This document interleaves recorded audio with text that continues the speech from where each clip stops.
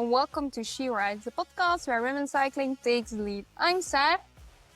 And I'm Kristof, and today we're diving into the latest race results and hot topics in women's cycling. Let's get started. Ready? Hi everyone, and welcome to episode 49 of She Rides. Again, we announced a nice guest last episode. But it didn't work out again, sadly. We'll see. Maybe third time will be the good time. But for now, it's just an episode without a guest. There has been some racing, but I've also asked very last minute. I'm sorry, to send in some topics. We got some, so we will discuss those who we got in time. I think we can maybe start actually with the Vuelta Femenina. We discussed everything till the two last stages. It feels already like a long time ago. It's hard maybe to remember what happened. But the second last stage was one who I was about to say the one who Marianne Vos won. But she won multiple. But no, actually it was Vos. It was a very close sprint between Vos and Bredewold. It was not totally flat. And it was also with a corner. And it was super close. First of all, I didn't expect that. Second of all, how good is Misha Bredewold riding both on more hilly parkour and in the sprint too? And then third, I actually think if Bredewold would have been on the inside of the corner, she could maybe have beaten Vos. I think that's where she lost it, because in the end she was a bit faster than Vos. But mainly, wow, super impressed again by Bredewold. Yeah, and she beats the likes of Ali Wollaston and Lara Gillespie. Both are not that slow either at the finish. So, great job. Misha is really having a breakout season. As where last season I thought with Misha Bredewold, it's just like hit or miss, swing or miss. But now this season, she's performing on a higher level, very constant. And she's winning big races. She's there in the front, hilly stages, sprint stages. Well, yeah, she's well she's deserved. Really Nice breakout. She's really finding her way to the elite club of the peloton almost. It's not just like I'm almost at the top, but no, it's like very close to like the elite club of the women's peloton. So super cool to see. Also great personality in the peloton. So I think so. She seems to be always smiling, so we like that. That's just great. Yeah, just first when she became European champion, I was like, ooh, this is like, yeah, you got lucky, but I don't know what to think about this. But now she's proving that she's not that she's capable of doing a lot. There's also just more space as he works right now with two of the leaders gone. I think there's also just some more space to show what she can do, and also to get in a great spot to battle with the rest for victory. So yeah, cool to see, and cool to see what she can do in the future. So yeah, sure. And hats off for Little Track, because they saved the world, as all the other stages were a Dutchie who won. Yellow jersey, Dutchie, green the point jersey, Dutchie, the red jersey, a Dutchie, of course. It's not the yellow one. The polka dot is a Dutchie.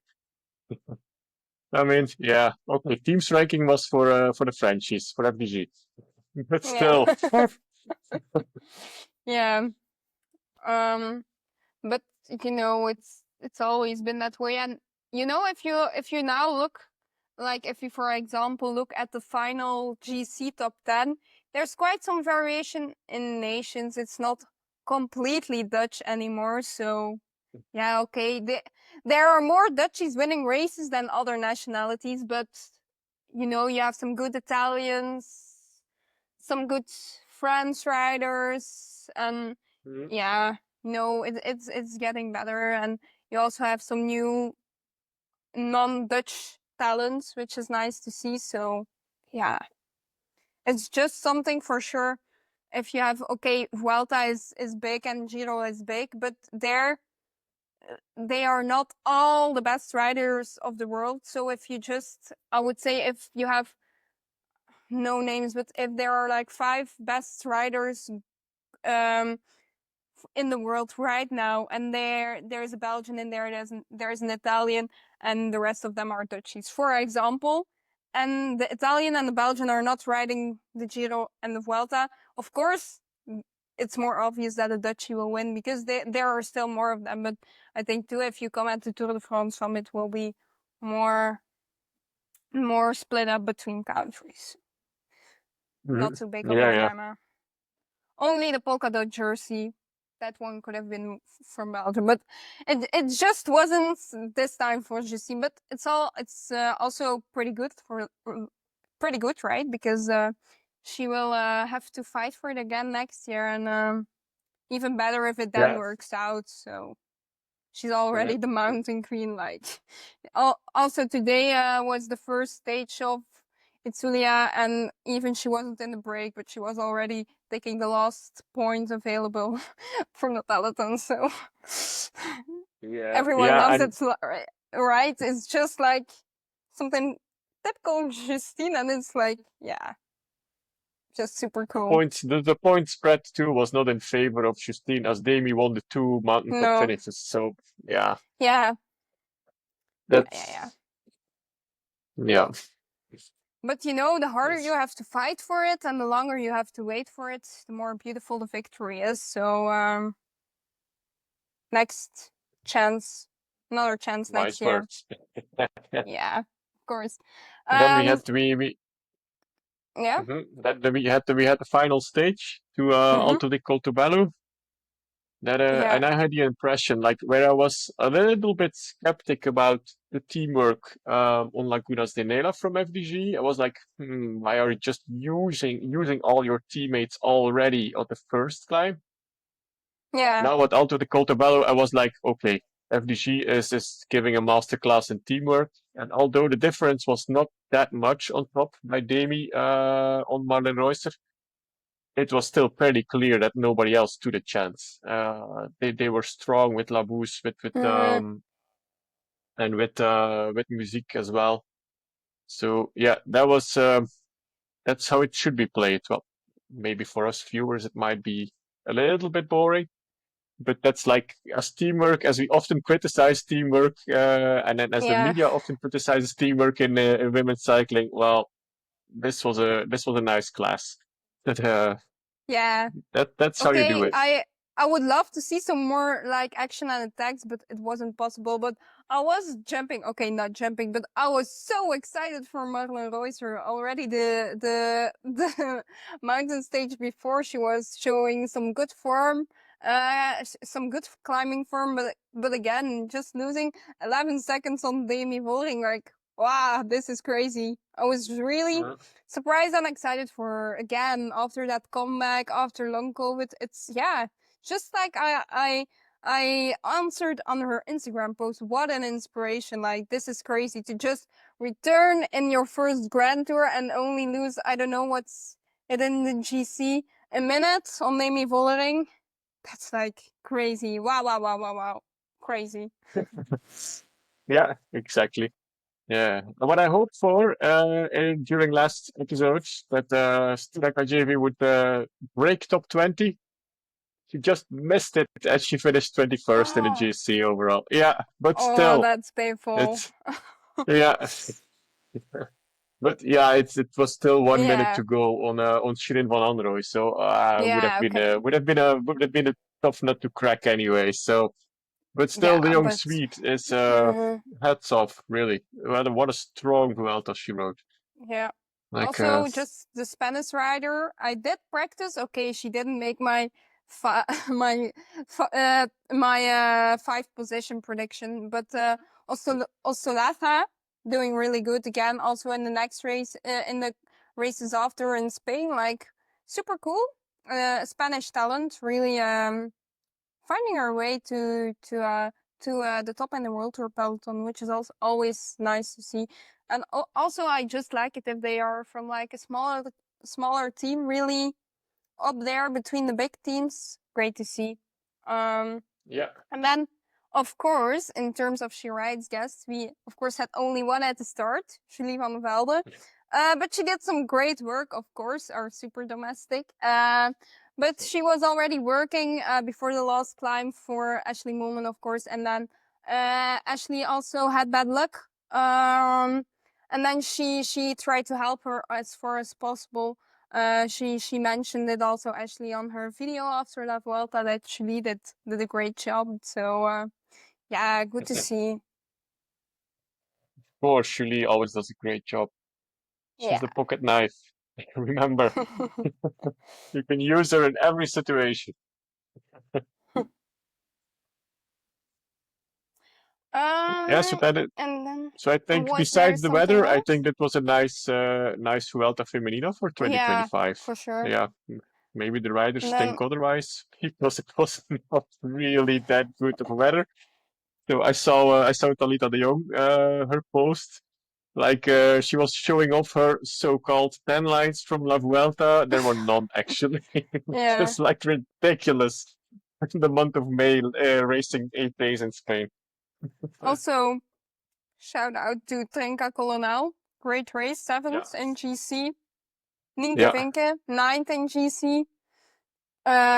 So that were also two that stood out. Kerbao also really good. She was good at LBL, but this is like really proving, oh, I can do it on the mountains, not only if we go down, also if we go uphill. So also good to see. Always nice to see some youngsters in the mix too, right? And then also Lassa, 12th. Think that's pretty good. Also, if you're just coming to say hi at the top of the at the top of the Vuelta peloton and ending 12th, pretty good. So yeah, Good for Spanish was a nice cycling grand tour. because Yeah, and good for Spanish cycling because they need a successor for Mavi Garcia. I mean, she cannot keep on going actually. yeah, Like, indeed. someone will have to step in her footsteps rather sooner than Mm, later, I think. So good to see someone rise to the top. yeah, and then points, of course, an easy win for Marianne Vos. But yeah. Yeah. Yeah, that was. Yeah, it I was. don't think there was anyone who said, "Oh no, it won't be Marianne." Yeah, it was She not even a just keeps competition. doing it, right? Yeah. Crazy. And I think all the rest just didn't care because Demi Vollering ends second and she's not chasing anyway the points jersey. Yeah. So, yeah. You also Maybe saw it Femke at Gerritsen, some at if yeah. she starts believing in it next year, maybe she might be a competitor. Because she was fast. Yeah. She was impressive. Yeah, for sure.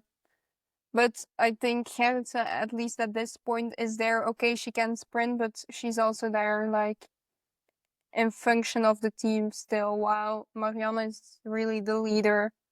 So that's also like a difference. Yeah, true. But yeah, if she has a year to grow, why not, I guess. Also Sure. depends where Wiebes is starting, of course, but Yeah. and then maybe, I don't know if you want to mention something, but I think then we can go to France. Yeah, to the Bretagne block of racing. Like, Yeah. very underestimated racing block because those are nasty races. I mean, everybody tend to forget about Morbihan and stuff, but they are heavy. Like, really. Yes, indeed. So we had quite a few. I watched most of it, but the first one I didn't watch. The images were so horrible. I was like, okay, you know what? Never mind.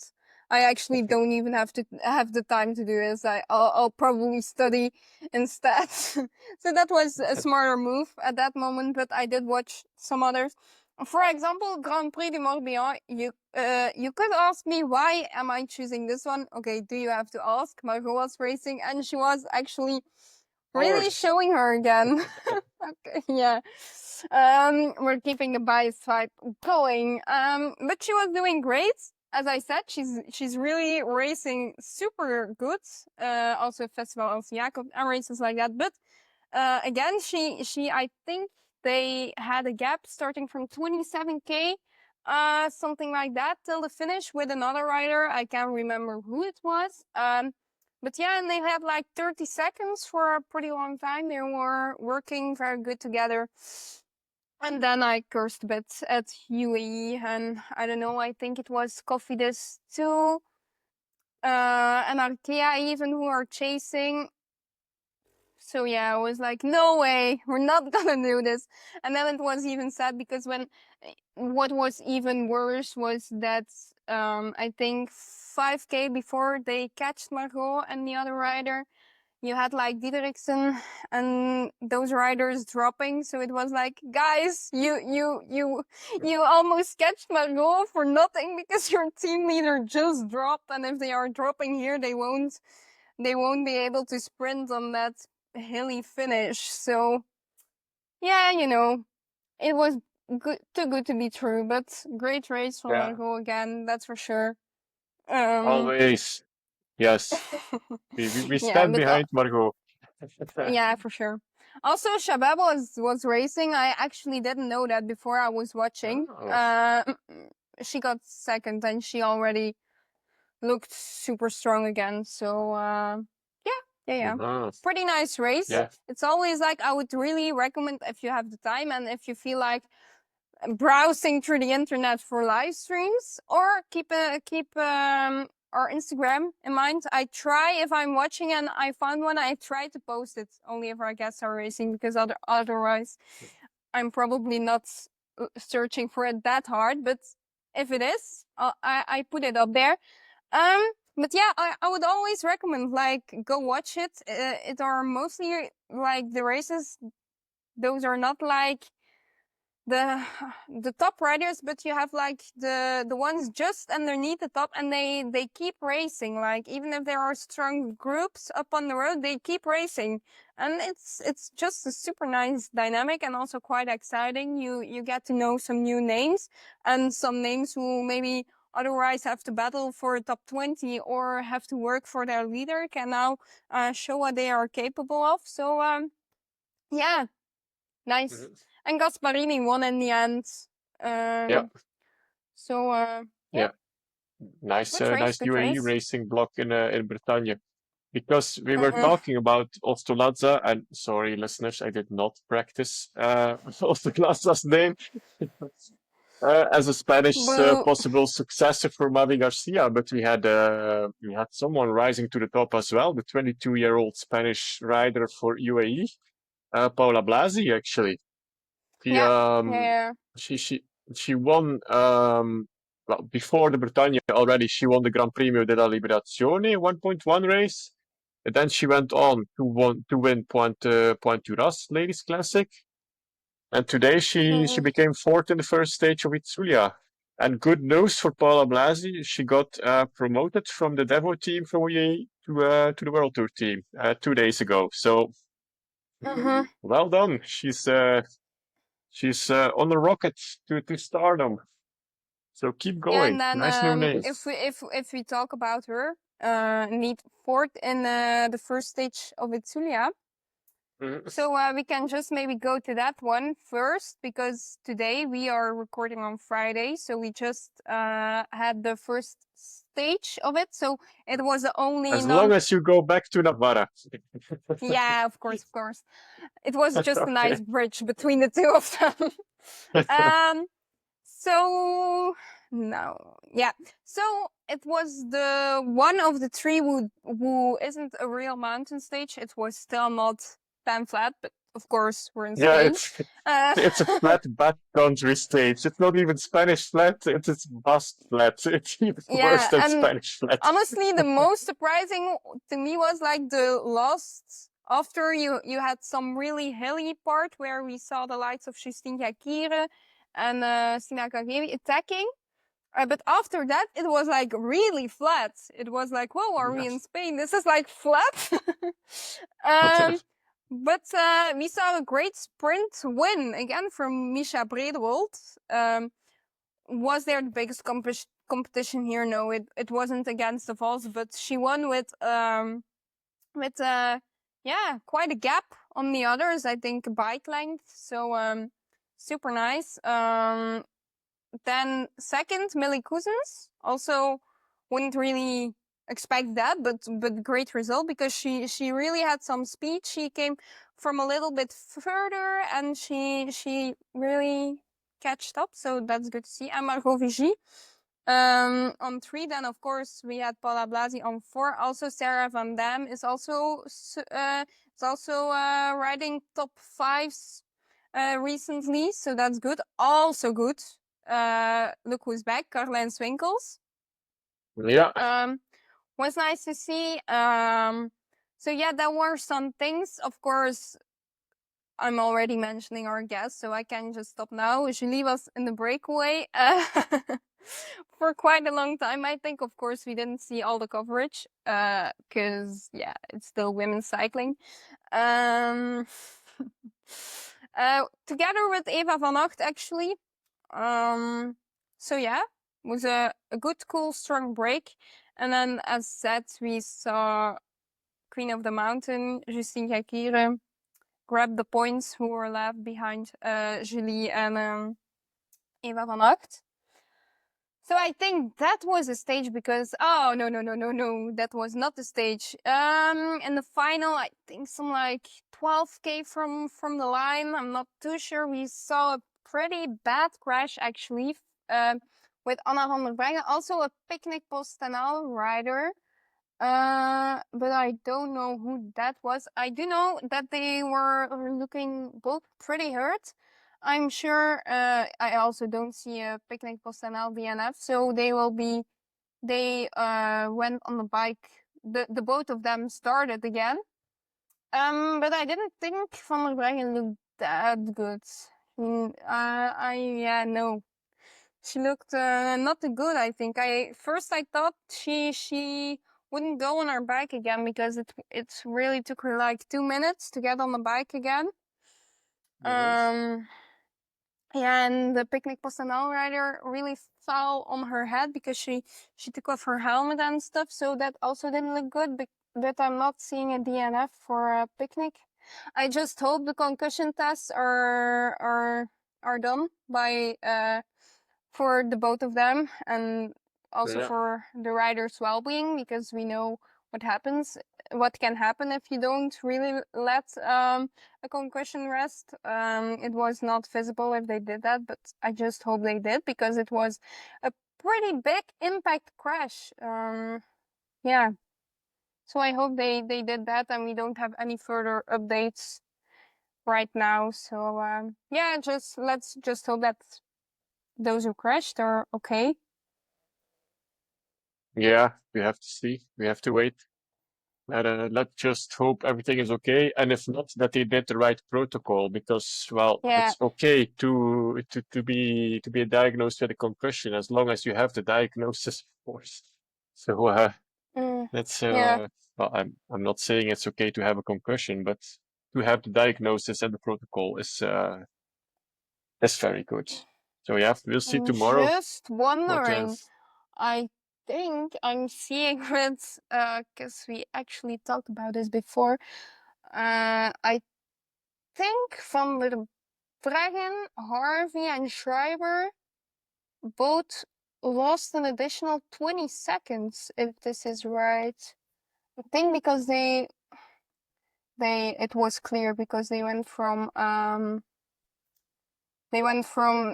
2 minutes out of nowhere till 1:30 and then 40 seconds from the Breggen. So it could be that it's because they rode behind the car for a bit too long. But I'm seeing with like where other riders have bony seconds, like for example Julie van der Velde, 3 bony seconds because she got one on the intermediate sprints. But with Van der Breggen, Harvey, and Schreiber, I'm seeing I'm seeing a -20. So I think she will have lost 1 minute and 1:03 Yeah. eventually. I'm just checking the GC for a second to see if that's correct. Yeah, she lost 1:14.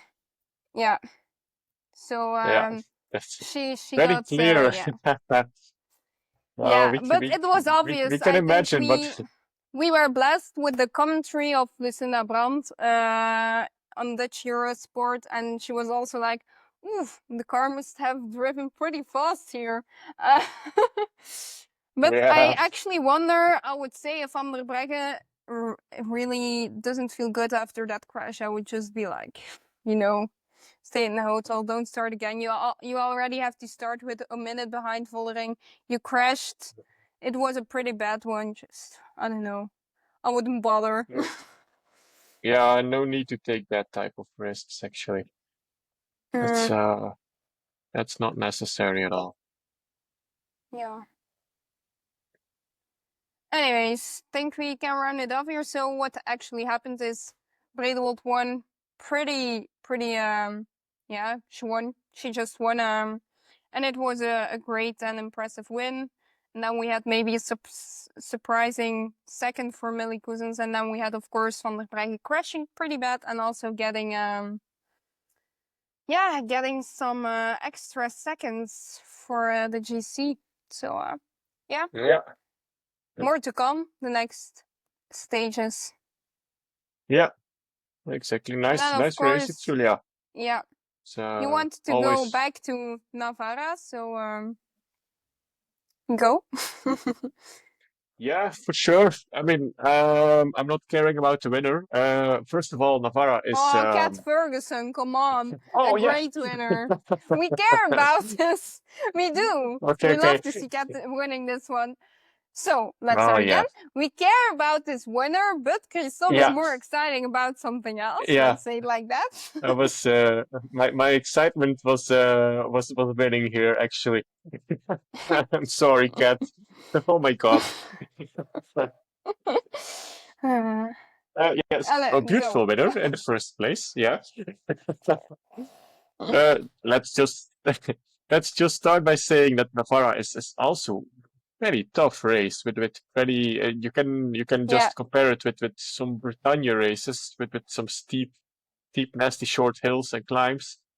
But of course, why I'm excited, it's like Team Coop got 8th and 9th in this Navarra Classic, with on 8 India Granger and on 9 Tyrell Jurgensen.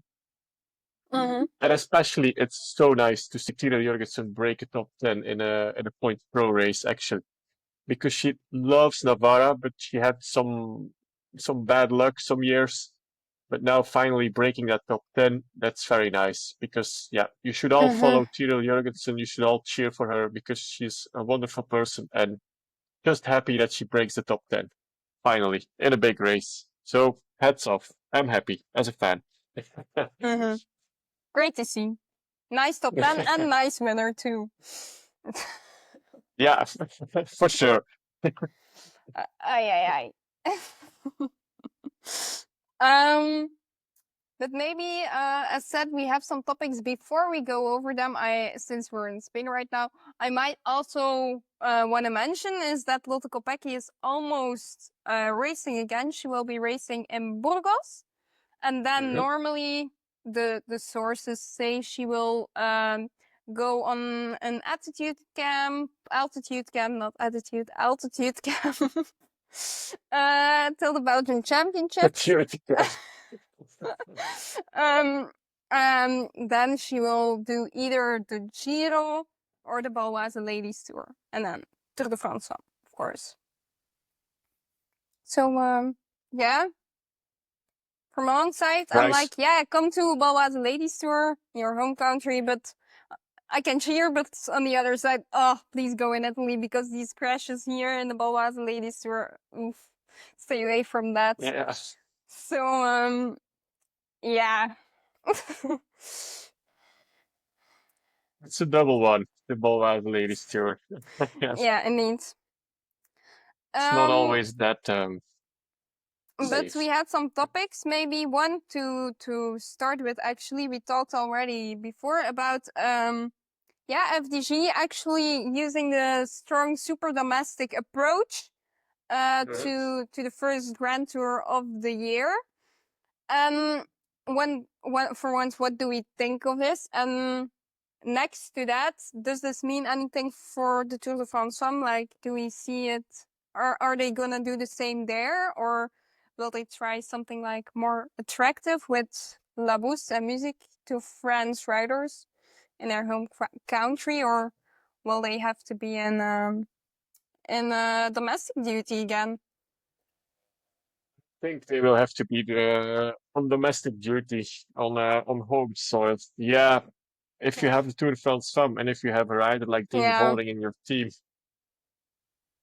it's easy. Yeah. The pecking order is quite clear then, I think. Unfortunately, of course, for La Bousse and Musique. Yeah, But it makes absolute sense. If we are honest, it yeah, makes sense that they would do it that way. But I'm just like, it's also like I would love to see Evita and Juliette get their own chance too. But the me odds are too. pretty small. Maybe in the first stages, like when you have the puncher stages, maybe they can try an attack or something like that. Why not? Mhm. Yeah, they are not gonna sprint for the win, of course, but like do an attack maybe. But I think from the moment they get in the high mountains, it will be You a have to. super Yeah, and they're the strong strongest train. team.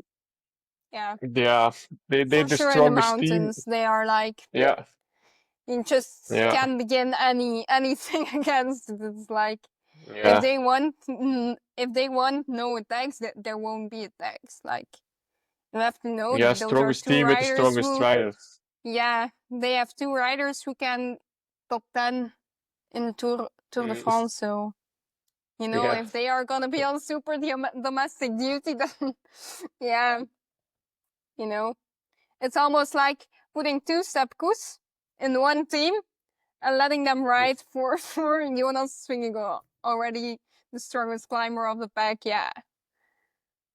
yeah, So yeah, I exactly. think it will be this. It's also, I think if they are gonna, I think with seeing what they saw from Reusser and Van der Breggen, I think right now one of the only opponents they didn't really see anything from on the mountains how she would do against the Vollering is Lotte Kopecky. So, and I think if we know her, I think for her it would be perfectly fine if FDG attacks a bit and it goes up and then it's I think a harsh tempo is how FDG Mm. thinks the odds are the biggest to beat her. So yeah, Yeah, I don't think we have to expect any firework attacks from the FDG team, and it will be, of course, if Vollering is not going with too much of a time difference with other leaders into the mountains, it will be pretty much domestic train and then attack on a couple of Ks yeah, of the yeah, finish.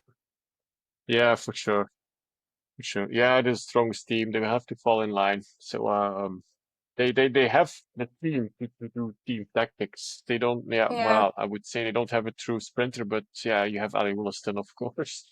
So yeah, Ooh, it's my second you're stupid making remark of the enemies day. again, huh? Yeah, yeah, and I'm such a big Matt Ferguson and Ali Williston fan. I mean, Paul, Yeah, so this what am I this doesn't doing? even make sense. What am I doing here? I'm just making, yeah, friends into Yeah. enemies. Oh my God. Bad job. um, but yeah, another topic actually that fits with it pretty good. Should women's grand tours be longer? Yay or nay, and why or why not, and how could we make them, or what's the best way to make them longer? So on the first questions, but because there are like 3 in 1 question, yes, I think they should be longer. It's Why longer. should they Define be longer. longer?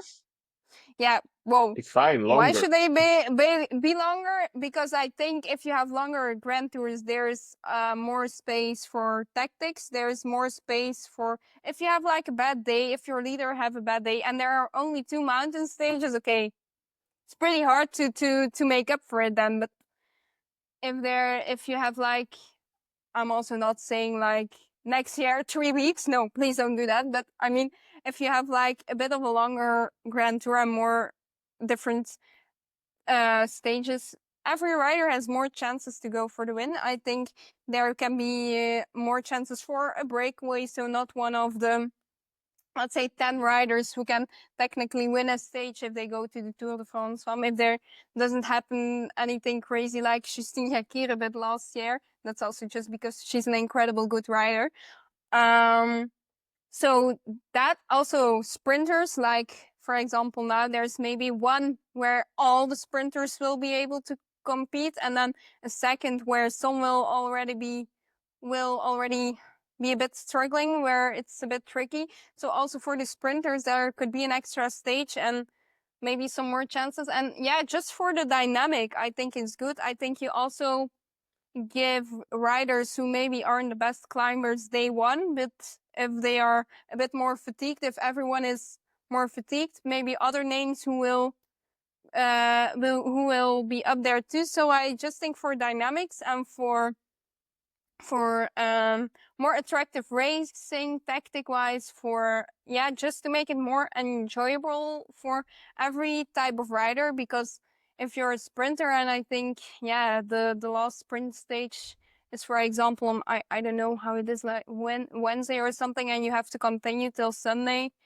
If you're not wearing a green jersey, why? So that's why. How? I would say slowly, not too fast, because meanwhile we still have the peloton growing, and not all of them are ready for, let's say, 2-week Grand Tour. So actually I'm quite liking how the Tour de France is doing it right now, a day every year. I don't know how long it will continue, but that's their plan for the coming years, to add a day to it, which I think is pretty nice. So what is it right now? 9 days, 10 days, something like that. So that's 9, if already, I'm not mistaken. yeah, I also think 9, but that's already like a decent amount, I would say. So yeah, I would just do it slowly. I would maybe also like to see it for the Vuelta and for the Giro that way, but they have to look at calendars. I would say, for example, can we take the Giro to August? Yeah, Because it's so exactly. packed. You have like the Vuelta in May, and then you have the early July, the Giro, and then you have like max 2 weeks in between, and it's already time for the Tour. That's so if we could just have we know they don't like to change that much to the calendar, so just let the Vuelta be where it is, let the Tour be where it is, but just move over the Giro to somewhere end of August, beginning of September, something like that would be great, right? And you don't have to say, but then it clashes with the Vuelta. Right now, the Giro clashes with the Tour de France. So, I think that Yeah. would, I think that would be the perfect option. Yes, it can grow. No, not too fast, and move it a bit. Yeah, that's my point of view on this one, I think. Mm-hmm. But 2 years ago, I would say definitely not. Do not make Grand Tours longer than they already are. The peloton, let's say it right, the World Tour peloton improved a lot, the quality of riders. Yeah. So I think where it stands now with the Tour de France, with 9 stages, you can go to 10 today, I think. But what's most important, and what I keep seeing, like today, the first stage in Itzulia was 140K. So you need to make the race is a bit longer. Don't make it dull. Don't make it 230 kilometers like you see sometimes in the Giro of the Nobody men's wants that race. Like anyway, so. nobody needs that. But 140, 160, 170, that's possible. with those stages of 90Ks, I mean, women really know how to race 140 kilometers, guys. I mean, seriously, Yeah. don't treat them like little children or like junior men to boys races of 90Ks. Like, gradually increase the distance of the stages. And I think you should land on a 2-week Grand Tour with the women's peloton. Because what I always Mm-hmm. think in the men's race, like 3 weeks, you have at least 7 dull stages that you think like, I don't Yeah. care. Like a classic Tour de France for the men, the first week with all those sprint stages, nothing to see. You're just like, yeah, sure. I don't need to take a holiday yet because nothing happened. So just skip that part. But, so I think it would be healthy to improve, like you said, start slowly to 2-week Grand Tours. Yeah. And of course, you have to replace or Vuelta or the Giro on the calendar because that's not feasible, especially with La Vuelta and the whole Spanish block like coming afterwards. That's not. I mean, that's not healthy. That's not sustainable. And don't do it like the men's race, La Vuelta in September, because then it's scorching hot in Spain. So keep La But Vuelta it's also in the like spring. with the Vuelta and the Giro, it's actually like always like, yeah, we should put the Giro in at the end of August, September, and Vuelta Yeah, where the Giro is now. So let's try that out yeah, with the women. I'm sure yeah. no one would mind to do it like that. It would be perfect also for the calendar. Let's just start with scooting La Vuelta at least 1 week further, so it's not just like straight after the classics. It's at least a little break, and let's take the Giro and move it over to end of August, beginning of September, something like that. And And then it's not a punishment for the Giro because you have such a lull no, in the calendar in the month of August. So indeed, if you put a Grand Tour there, it's brilliant. It's yeah, just because brilliant. Just take the it was also opportunity. it was also a topic with on Dutch commentary of Lucinda Brand was like, it's still the end of May, then it's way too packed. And she was like, okay, classics are classic. Yes. That makes sense. May is Yeah. way too packed. And then it's just, okay, you have some big races like Tour de Suisse and races like that. But there are also aren't many alternatives if you are talking World Tour level or Pro Tour level. It's just you take it or leave it. And then the Mhm. further you head into the season, yeah, there's just not much choice anymore. Um, Nah. so So just yeah, yeah, that's just move it there. Develop the Grand Tours. I mean, yeah. and we all know Tour de France Femme is not going to change from the calendar in summer. That's never going to happen. So one of the two Grand Tours, Giro or Vuelta. And Yeah, also it would be just good for the just be Giro, smart. right? Because Vuelta from men's side is less of competition than the Tour de France from the men's side. So why not Mhm. give it a try? Everyone will be very thankful. Yeah, and if the commentary is like, yeah, but then it collides with La Vuelta for the men, well, then just move La Vuelta for the men. That's a little bit out of the box thinking, but it's an opportunity as well. I mean, what are we complaining here? Okay, that's a I very hot mean, take. yeah, that's But all I'll take. sure. That's obviously joking, but What are you I mean, it's saying, always like, no, Kristof? but that's You colliding with should a move men's race. men's Yeah, races whatever. for the women. I'm here for it, but no, let's just try to make them gradually longer, but for sure don't go too fast. Let's move them on the calendar, and just look at it year by year, day by day, and yeah. So pretty interesting topic actually. And then maybe to add one more topic. It's a completely different topic actually. Should riders suspended for doping be given a second chance? This is such a difficult topic because, of course, like I think I've let it shine through here a couple of times. I have a big problem with the cases of like a Shari Bossuyt and a Toon Aert who get suspended for 2 years because they can't prove or they don't know where it comes from, even if they get recognized as not guilty. So you have to be suspended 2 years, which I also think is like, is this the way to go? No. I don't agree with that. So for this kind of situations, I'm like, yes, of course, can't we get them back sooner in the peloton? But it's also such, and then like, yeah, such a difficult topic. Of course, for most situations, I would say like, yes, you always deserve a second chance. It of course depends if you're really like in a kind of network. We have heard some stories from certain riders where you really are in a network and stuff like that. That's maybe different, but if it's like, yeah, it's a difficult topic, but I would say in most cases, yes, you deserve a second chance. So yeah, don't know what you think. So yeah, the answer to the question is rather pretty easy. Yes, you deserve a second chance. Yes, you deserve to come back in the peloton, because it's the same thing when you're serving jail time when you committed a crime. Well, if you serve your time, you need to be reintegrated and deserve a second chance. What's more important, make the punishment right to the crime you committed.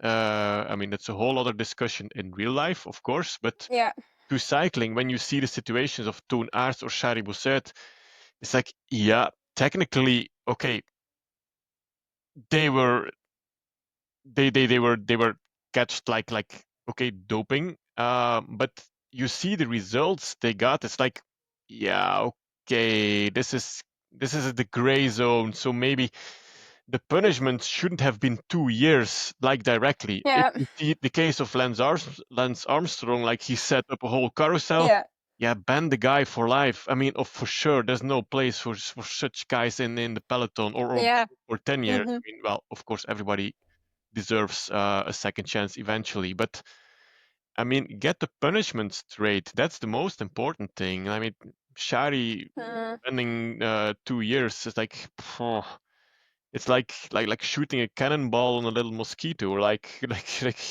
it's way too Yeah, exaggerated. it just doesn't make sense at all. And for 2 years straight, I have been asking Yeah, like, why, why? Just let her race. She didn't do okay. Like if you really want to make your point, suspend her for 2 months to just yeah, make clear for like, or till for the rest of the season. Okay, I can fight just to give like a sign of watch out what you get in. For me, it would yeah, like, okay, 2 months, that's it. You have to watch out for this, but like 2 whole years for something you didn't do, like, yeah. doesn't make sense. You have to draw a line with doping, of course, and then when you go over the Yeah, line, if it was voluntarily or not, that's a whole other question. But if you cross the line, then you need a punishment, because that's the rule. I mean, it's easy like that. You can start discussing like, hey, I didn't do it. Hey, this is not doping. If the UCI says it's doping, then it's doping. Whatever. If it's in your body, contaminated by yeah, whatever it is, it's completely unfortunate for what happened to Shari. But then the additional punishment of 2 years, when you see the results, the dose that was found with her is like almost Alberto Contador 000, like he famously quoted. I mean, come on, you need to adapt it. I mean, it's not like yeah, you got caught with your car full of EPO needles. I mean, that's a whole different question. I mean, or when you're mm, caught red-handed with the blood transfusion. I mean, come on, that's obviously a big infraction of the doping rules. This is like, yeah, it's sketchy. It's a gray zone. Do you need a punishment? Yes, because technically you broke the rule. But do you deserve 2 years of suspension? Like, that's a whole other question. I think that doesn't mm, seem fair to me. yeah, That so the question is very easily answered, I think. Um, but on the other hand, you need to look at the punishment. I mean, yeah, yeah, that's just the case. So, and I think mhm. secretly this question was about Shari's case. Yeah, probably, So, probably. But yeah, she's almost back. Doesn't yeah, make it better that she was out, of course, for so long, but it's finally almost over, right? yeah. Indeed. No, I think she will be back and do great for sure in AG Insurance. She will. Nice team, nice rider. Everything will be all right in the end. Just not so nice 2 years, but Yeah. Well, it's a think young it's athlete about who lost 2 years of her career, of indeed. course. 2 years of income, 2 So years that's of progress. horrible. That sucks. Yeah. But yeah, anyway, it's a difficult discussion, that's for sure. But I think about 1 more month, something like that. Yeah, was it June, end of June, beginning of June, somewhere in June, I think. It was mid. Yeah, somewhere mid-June. So I think, yeah, about a month, and then it's time. So that's great. Finally. Good to have Shari back. Let's finish on that note. Indeed. So yeah, I think that was it in terms of topics and latest news. Yeah. We are normally having a guest episode again. Next time, but you never know, right? No. I believe we will be able to deliver this time.